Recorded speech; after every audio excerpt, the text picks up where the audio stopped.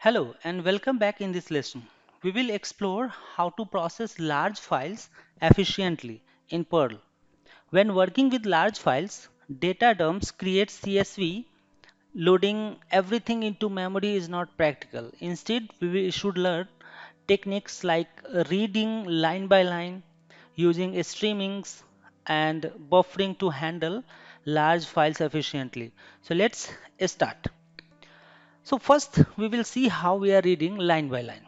I'll just copy it and we can create another file. I'll say large file handling.pl. Inside this I'll put it. So first thing we can see that how we are reading line by line. So line by line reading is we can just open file and then start reading that. And if I write Perl large file handling, we can see the output.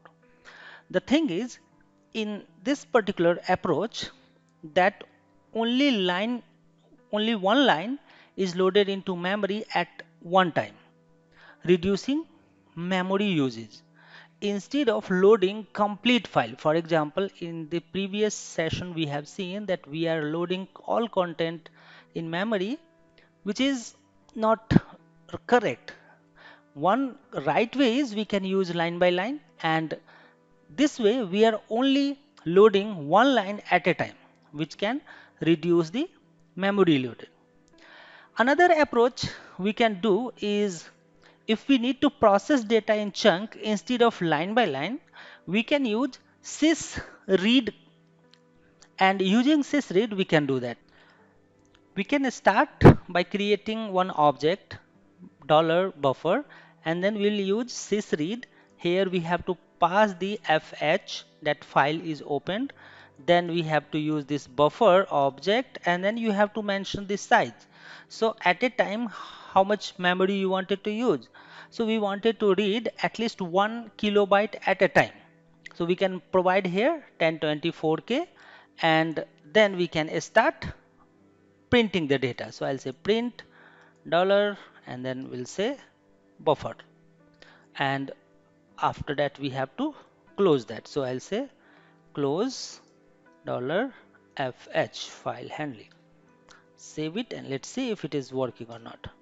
You can see it's working, although the data is not that much. It's only few kilobytes, so few bytes.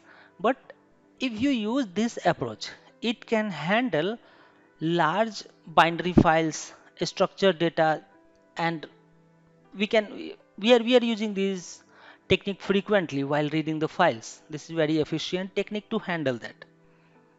Now, if we need to optimize this memory usage, we can obviously use sysread and then process on that particular part.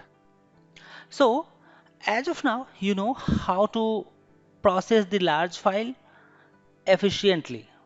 We can see that line by line file reading is also very helpful, because at a time it will load only one line and you can get that using that. Even you can process by using chunk. So this is how we can process in that one.